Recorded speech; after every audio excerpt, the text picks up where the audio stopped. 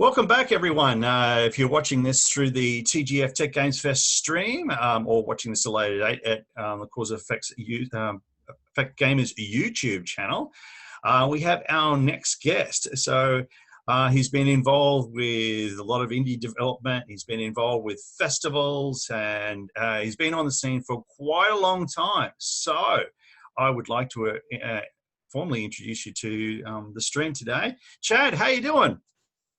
Hey, nice to be here. Yeah, it's great. It's great to see you. So, Chad, tell us. I know there's a lot of people out there who go, "I know who Chad is," but yeah, tell us a bit about yourself. What have you been doing, and about your games, your festivals, everything else. Yep. So my name is Chad Toprak. I'm an independent game developer, working primarily on experimental games and games that are a little different, and I'll get to that shortly. But apart from making games, I also do a little work in independent curation. So I tend to organize exhibitions, gatherings, parties, events, things like that. I co-direct and curate an experimental games collective here in Melbourne called Hovergarden. And I do that with fellow game developer Andrew Brophy. I'll get to Hovergarden in a sec, but apart from that, I also am the director of Freeplay, which is Australia's longest running independent games festival. We found out recently that it's very likely the world's longest running independent games festival, which is pretty amazing. Yes, it began in 2004 as part of an emerging arts festival called Next Wave.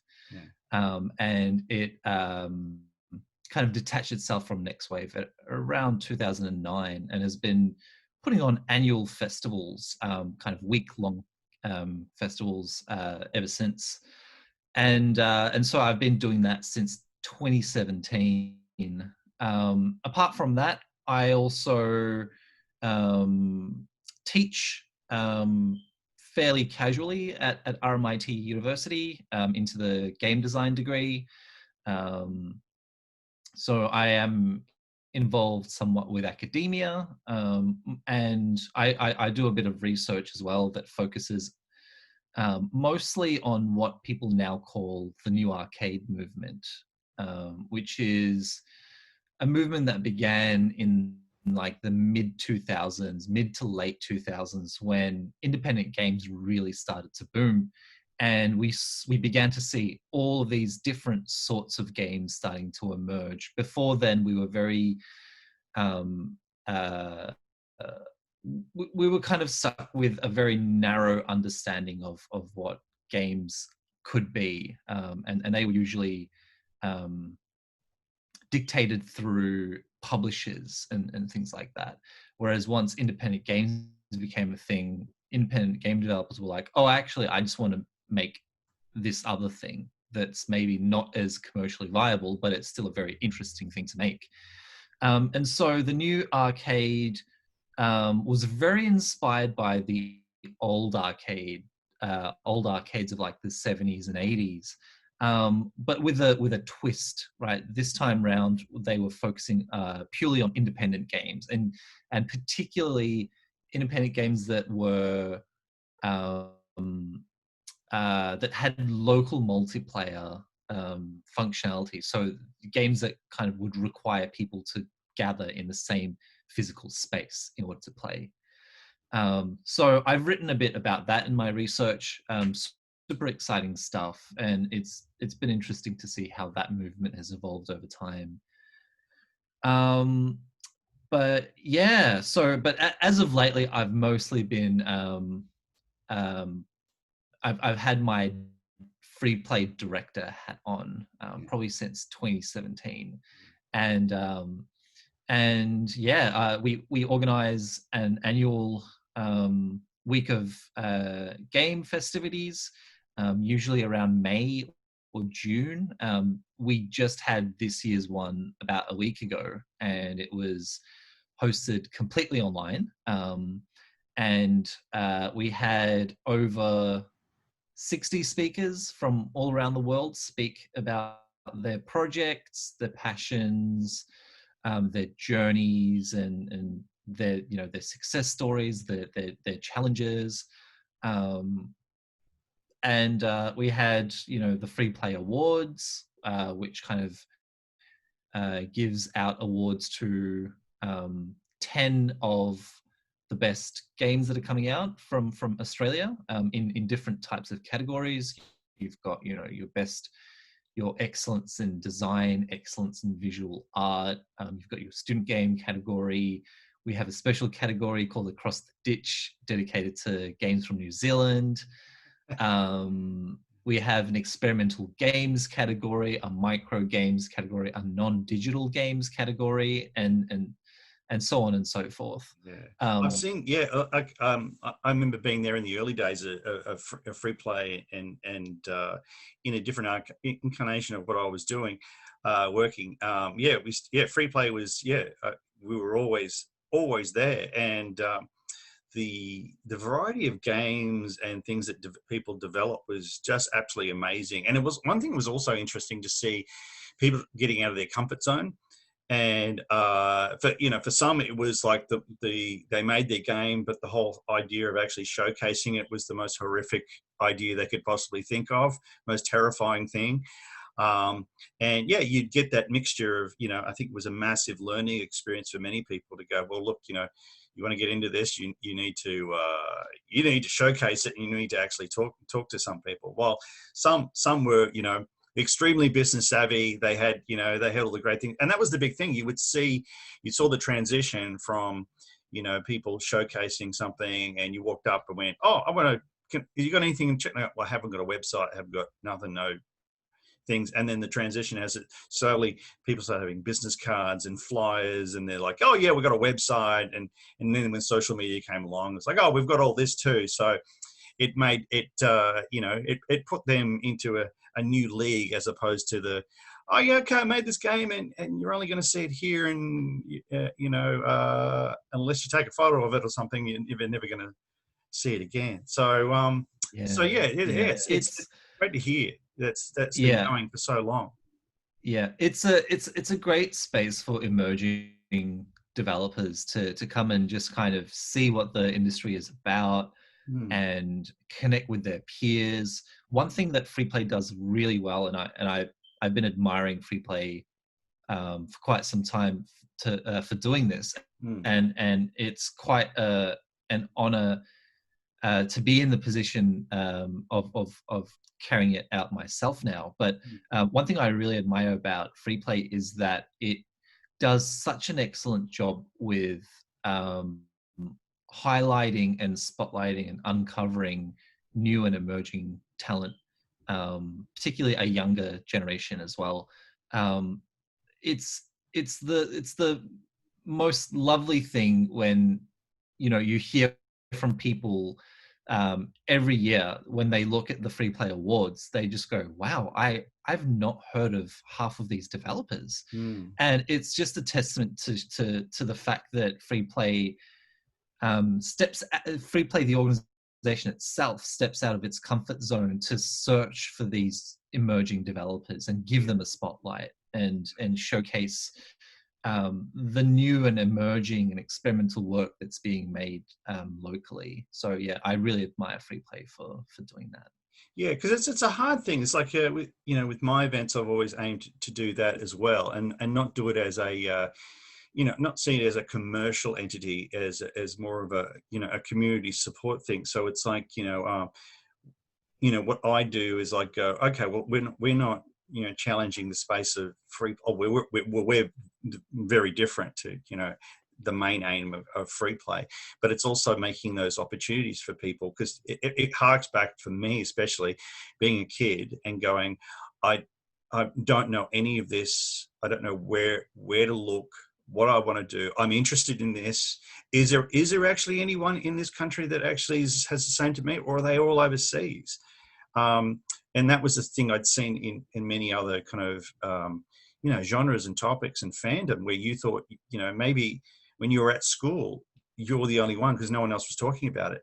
And it's the same thing I've been speaking with other interviewers, is that there's many people that have the same history, that years and years and years after they finish high school, they find out that it's like 20 people that were in their year had the exact same interests as them, did the same thing, but never spoke about it, because they either were a bit fearful or what people are going to say, or they were like, oh well, no one else is interested, so I won't talk about it. And I think it's a key thing to people. And I think, and also experimental, seeing something that's different, that's off the wall. So and yeah, that sort of stuff I always find really, really interesting. Like like when you were talking about like new arcade, that's like straight away as me. It's like you've sold me with that sort of thing.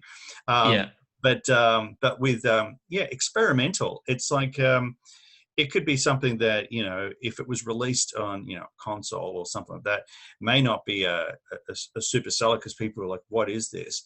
But, or a company might go, oh, we might not go, put some money into this. But other people look at it and go, hang on, why is this not everywhere? Why is this not, in every, in every house, on every mobile phone? So, it's amazing, that sort of thing. Absolutely. And you've kind of you've reminded me of why I started Hovergarden in the first place as well. And so what Hovergarden does is it curates these events that showcase some of these experimental games. And I remember before we started our events in very early 2013, and before that I was a little frustrated, like I had begun using social media and started noticing some of the really amazing experimental games that were being made overseas. One particular game that comes to mind is JS Joust, or Johann Sebastian Joust, which is played using these PlayStation Move controls that have a little light on top. And it was like a game for about 6 or so people to play together, and they'd all just be in a circle and kind of walking around one another. Yes. And the aim of the game is to it's a great game. The aim is to kind of push the other player's controller so that the light turns off, while making sure yours doesn't get pushed in the process. Yeah, well, the guys from New Game Plus would always run that game at a lot of our events. And I remember the first time that seeing them do it, I was like, what is this? What's going on here? And everyone's like wanting to be a part of it because it was so different. And I'm glad you brought that up. So, sorry, I'll let you continue. Yeah. And so I was like, this is fascinating. This is like such a fun game, and it's also like a bit of a spectacle as well. It gathers a crowd. Like I was like, oh, this is great. I want to be making this stuff. I want a community of game designers in Melbourne to be making and talking about this stuff. But that community wasn't quite there. And so I was feeling a little frustrated. And for a while I was just, speaking to friends, going like, oh, I wish we had some of this stuff here and things like that, until I finally spoke to a friend of mine who had moved down to Melbourne from Copenhagen. And back then, Copenhagen was like a big hotspot for those types of games. And she was like, oh, Chad, why don't you make it happen? Why don't you do something? And I'm like, oh wow, I never thought of that. I didn't realize it until then that I could just go out and make something and enable that thing to happen, to exist. Before then, I was just either expecting our community or industry leaders to just do it, or I guess just wait to be given permission to do it.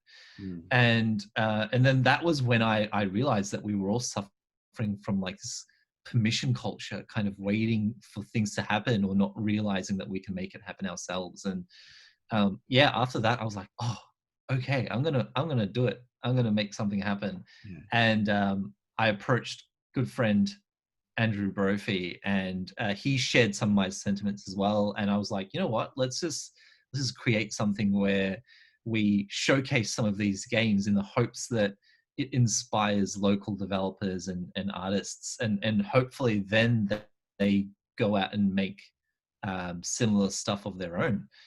And that's exactly what we did, and it's exactly what happened eventually. You know, people would come along to our events, play these games like JS Joust and a whole bunch of other stuff.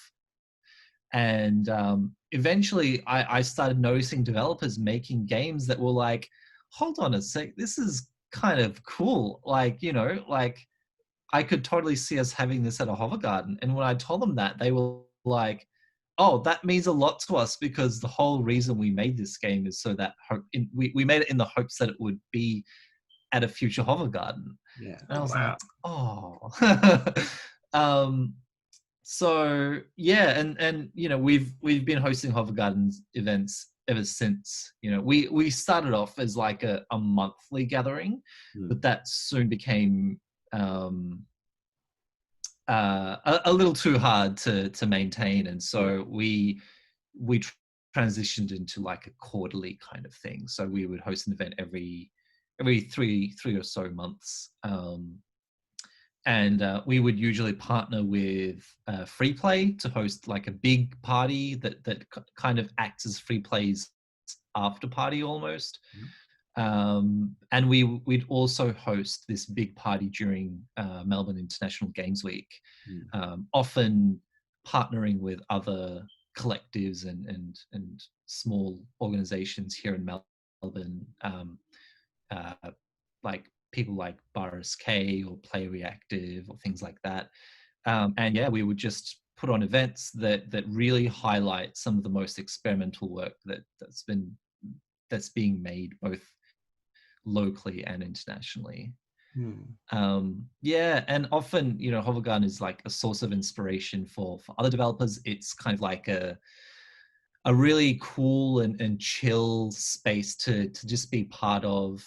People often kind of yearn for the next Hovergarden so that they can come and see their friends and play games and have fun. It's a really nice yeah, it's a space. very, I think I think it harks back to that whole thing of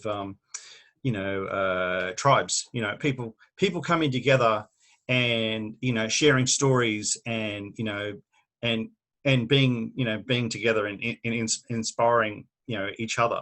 So I think and I think people like that, people yearn for that stuff secretly down there. And I think another thing is that it helps people that do feel like, oh, they're the only one that interested in this sort of thing or whatever it is.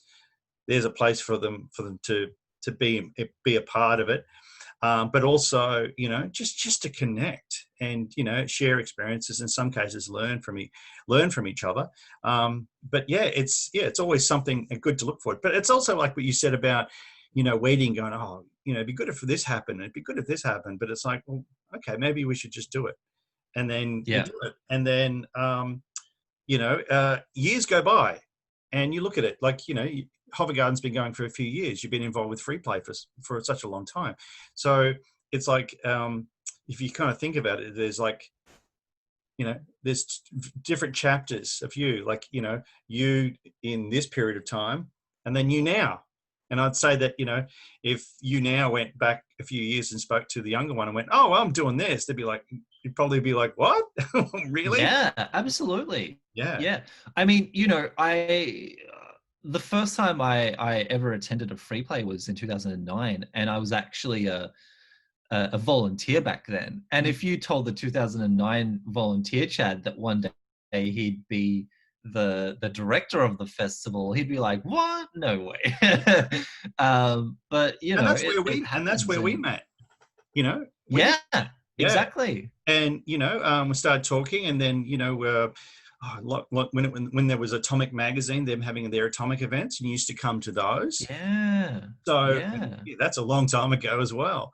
But it yeah, is. there's that connection. So if you wouldn't have done that, done free, I wouldn't have met you. So, Mm, and we wouldn't be here today. exactly. Yeah. Wow. Yeah. Um, yeah. And so yeah, I've been busy with Freeplay and Hovergarden. Back in 2016 and 17, I also got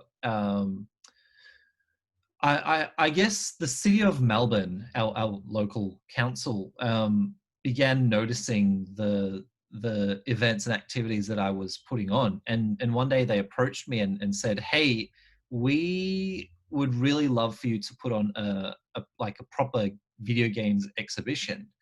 Hmm. Is that something you'd be interested in?" And I was like, "Oh, absolutely, I would love to do that." And yeah, in 2016, I began this exhibition called Contours, which highlighted contemporary Australian independent games. So games that were being made in that very moment in time. And a lot of them were non-commercial games, because at the time I thought that, you know, particularly Melbourne as a city, as a hub for video game development, we were highlighting and championing and kind of uplifting these commercial successes that were coming out, which was great. But at the time, I thought, being someone who was very connected with the local scene, I thought, oh, there's actually a whole heap of games that are worthwhile spotlighting and uplifting. And it's just a bit of a shame that the rest of these developers don't have the same institutional support that a lot of these bigger titles do. Yeah. And that's what I dedicated the Contours exhibitions to kind of spotlight some of these more experimental and emerging games. And yeah, and but it was also the first time that I was putting together a proper formal, like, white box uh, uh, exhibition together, right? Before then, a lot of my what I would call like exhibitions or gatherings or whatever would be very DIY, very like one evening, kind of bring people together, allow them to play the games, and then once it was over, we would just pack up. Whereas with Contours, it was like a month long exhibition that that had to cater and kind of um, be targeted towards a more general audience. And yeah, that was a challenge to put on, but also it was a huge learning process as well. Like, it was the first time I got to put together an exhibition where we had like video games on plinths, as opposed to on like milk crates or something. um, and yeah, that was great. And they loved it so much that they asked if I'd be interested to do it again the next year, and we went ahead and did it. And to no surprise, they also, the city of Melbourne also said that it was the biggest opening of any exhibition that they'd had in that venue, which was a big honor for me as well. It just shows how big of an audience video games have. Yeah. Well, that's always the fear that you have as an organizer in the back of your head, that you could be you could be putting something together that's really popular, and it ends up being, really well received and a big audience. But there's that little thing in the back of your mind going, I wonder if suddenly no one shows up, if everyone suddenly forgets about it on that day, Yeah. or you've accidentally gone, oh, I've put the wrong date down, and everyone thought it thinks it's next week, but it's today or something, which you never do, because you've always got people double checking that sort of thing. But yeah, you always I've had that feeling for many sure. times. I get that a lot. I get that a lot. Yeah. But yeah, that's kind of been my life over the last 4 or 5 years. Just been doing community events, organizing exhibitions, festivals, gatherings, parties, and just kind of looking after the scene and the community, because it's what makes a city very exciting and vibrant for video games, as a city for video games, is like, yes, you have a strong industry that has either AAA or independent games kind of happening in it. But also you need you need the city needs to have a vibrant independent and experimental games scene as well to help balance that. And I think that's what makes a city very exciting, is that both of those things happen in tandem and as part of a larger ecosystem. It's when you get bigger events as well as these smaller, more exciting events that have experimental and emerging things happening in them. I think that's when you have a very exciting city for games. Now, games, your games that you've worked on at your own sort of independent. Can you tell us a Yeah. little bit about that, and also, your Yeah. process? Are you a traditionalist with pencil and paper, or get straight into it and you know exactly what you're going to do? Share about some of the games you've done, and that. Yeah. Very briefly, my process is mostly me trying to come up with ideas that haven't quite been explored before. I think that's the thing that motivates me, is to try and make games or concepts that that don't quite exist yet. The whole idea of me making games is to try and push at the boundaries of the medium and art form, and to see if we can create new ways of playing or new ways of thinking about games. The last game I worked on was unfortunately in 2017, which feels like such a long time ago. And it's coincidentally the same year that I became the director of Freeplay. So now kind of Freeplay's taken up all my time. I don't quite have the time to work on my own games anymore, but I am quite thirsty to get back into it. But the game I made in 2017 was called, it was a VR game. Technically it was an audio only VR performance. Okay. And it's a game called This Is Not a VR Game. and the way it works is it's a game designed to be played in front of an audience, so you need other people kind of watching the player play the game, and often I would need to be there as the facilitator for it as well. And the player, it's a one player game. The player comes along, sits on the seat, I give them the VR headset, they put it on, put the headphones on, I give them the motion control that they use for the game, and then I start the experience. And then the player's like just looking around, waiting for something to happen, for something to appear on the screen, right? But nothing appears on the screen, and all they hear is my voice. And I go, hello and welcome to the experience. Don't be alarmed if you don't see anything on the screen, because actually there is nothing to see on the screen. And the whole game is you and I working together to convince the audience that you're playing a VR game. Oh, wow. Okay. Yeah. And so from then on, I just orchestrate them. Like the headphones will just tell the player things to do.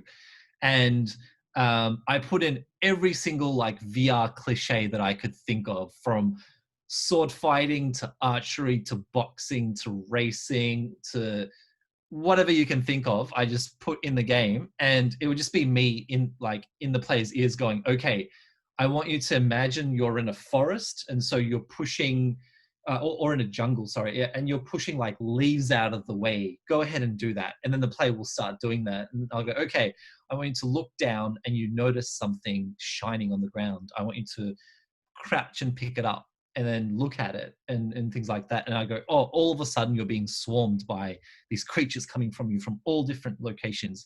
And the player would have to enact that and act like that's actually happening. Yeah. And the audience watching is just like, what is going on?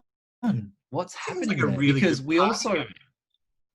yeah, it is. It's a great party game, and it's like, the players, the observers will just watch and giggle and laugh and just like be so absorbed in the experience, trying to figure out what's happening. Yeah. Have you also have you ever thought about using that concept for people who who are vision impaired, Mm, that because would be amazing.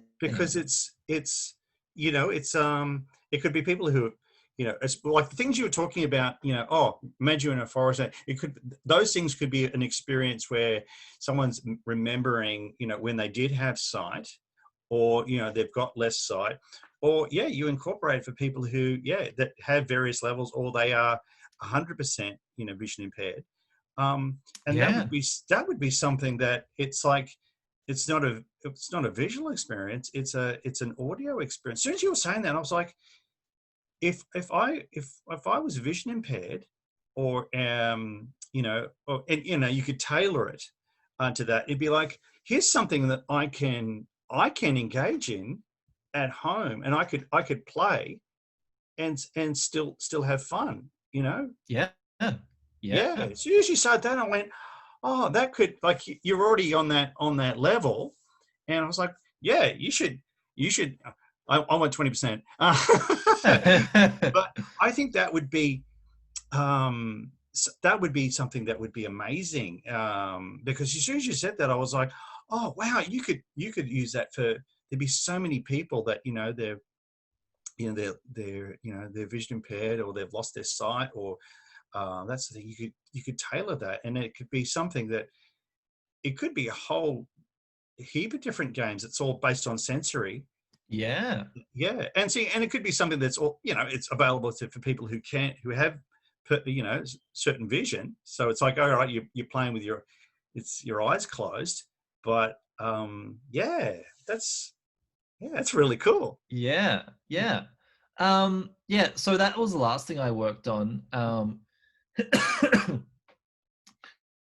I worked on uh there's another game I worked on called Cartload of Fun, and it was actually my honors project when I was still studying. Mm, And the game was inspired by mostly me being in public transport, kind of taking the train to and from university.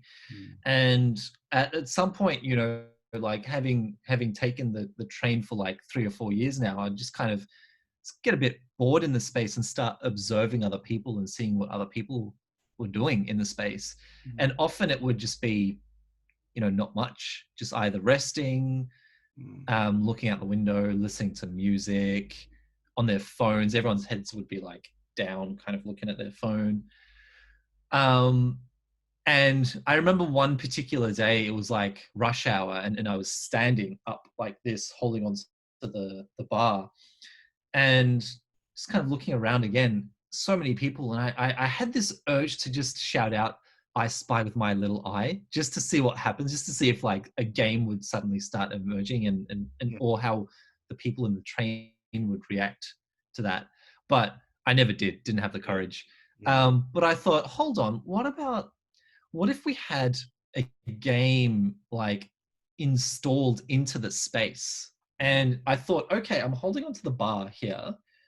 What if the way you input into the game was purely by holding onto this bar, and you'd like squeeze it harder or softer, and that would be your controller, that would be your input into the game.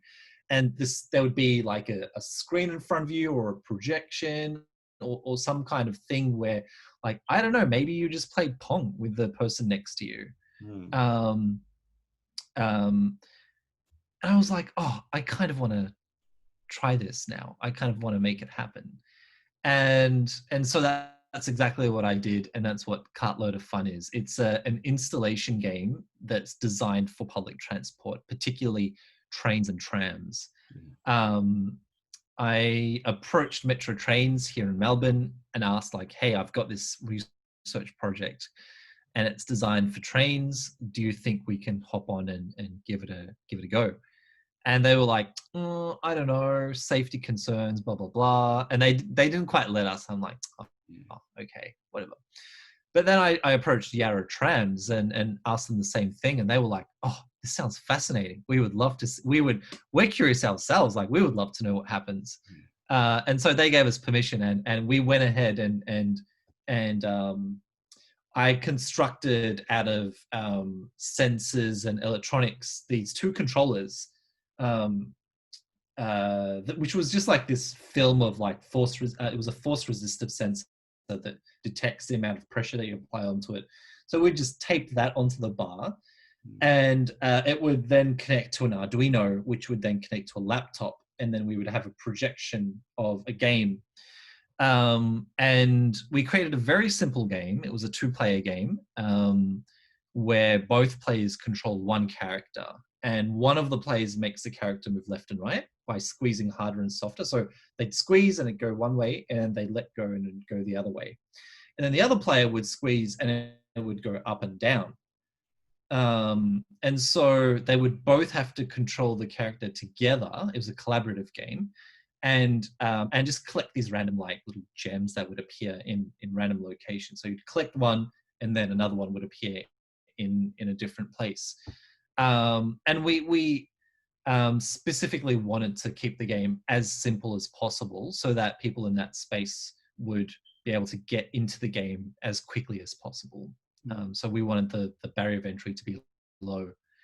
And then, yeah, we just installed it into the space, and then just let it run for a bit, and started watching people and seeing if people would come up to it and play the game.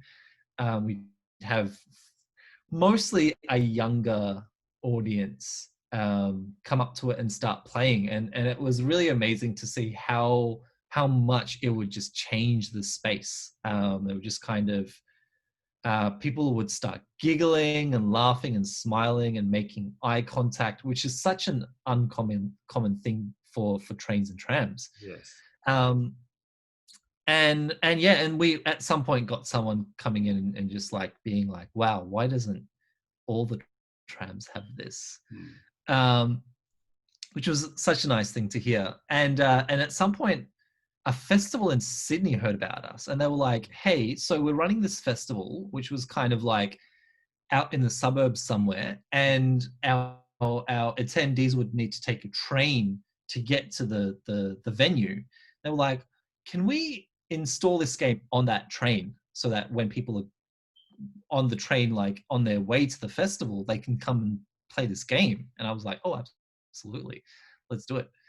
And they flew us over for like a test run a couple of months beforehand, and there was like the train company, there was the festival people, there was, I think, someone from the local council and some other official there, all there kind of like wanting to see how it works. And just as we had set everything up, someone from the public came in and they were like, wow, what is this? And I was like, oh, it's just like, it's a game that'll be running in a couple of months here as part of a festival. And they were just so amazed by it. They were just like, wow, like there's a game on the train. That's amazing. And I was like, do you want to play? Like, do you want to have a go? And so the two of us started playing, and again, she afterwards she made the comments saying like, oh my god, why doesn't every train have this? And then the train company was there, and they were super impressed by it. They was like, yeah. Yeah, it's great, you know, like we have these moments where there'd be like a young kid and his mum who hop on the train, and they'd be like, the kid would be like, mum, look, it's public art. And I'm like, oh, it's quite nice that you know, people consider this game public art. Yeah. And sometimes I just wish that like stuff like this would just happen more often. Yeah, and that's what I kind of want to see more of, and that's the sort of thing that I want to make more of as well. It's just games that kind of engage people, particularly in public, you know, bring people together, leave them with a memorable experience, and make people smile, and maybe think of games a little differently, you know. Yeah. Help them understand that games are much broader than what usually would reach them through mainstream media. Fantastic. Yeah, and maybe just to encourage other people to think about the fact that making these games are possible. Hmm. Yeah. Okay. So, Chad, this is something I always ask all our interviewees. So, is influences and things like that. So, what sort of games were you playing when you were, growing up? What sort of movies were you, watching? What made you get into, it could be things that, you like, but also, things that, encouraged you to get into games. Yeah. I'm trying to think back now to some of the earlier games that I was playing. I do remember the first game I ever played was on a Commodore 64. I was 4 years old, Yeah. and there was a game called Boulder Dash Oh, I on love Commodore Boulder Dash. 64. Yeah. Yeah. Yeah. And so that was the very first game I ever played. And I remember my dad, he was like, you shouldn't just play games, you should try making them as well. And he bought this like how to code your own Commodore 64 games book. Yeah. Yeah. And it would have like screenshots of the game, and then next to it would just be like a couple of pages of the code that you'd have to type in to get it working. And I remember typing it in, and half the time it just wouldn't work because maybe I just got like one character wrong or something. But Yes. Yeah. when it did work, I was like, "Oh my god, Dad! Look, I made this game." It's like it wasn't really me making it; it was a game that already existed, but Yes. I coded it up. Mm. And then I would eventually notice like the little bit that has the developer's name, and I would just switch that for my own name. And it was like I made it.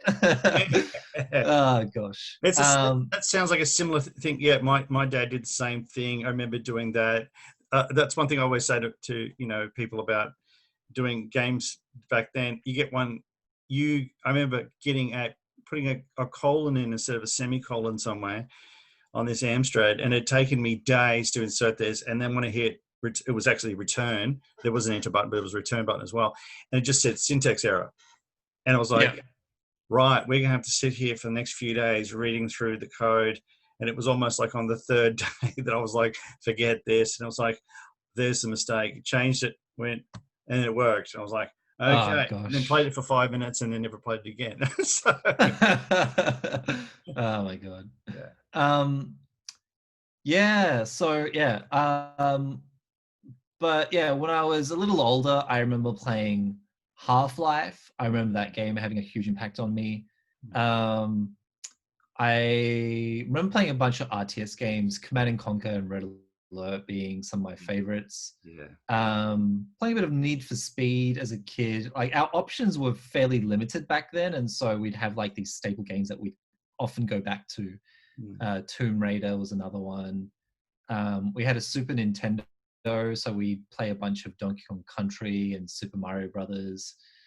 But yeah, as I grew older, I started, independent games became a thing, and I remember very clearly playing Journey for the first time, and that game bringing me to tears. Yeah. It was such a beautiful game. Yeah, but yeah, after that, just been mostly playing independent games, and but also just kind of began looking outside of games for inspiration. Started going to art exhibitions and museums and galleries and things like that. And I remember Acme's video games exhibitions being a huge inspiration for that.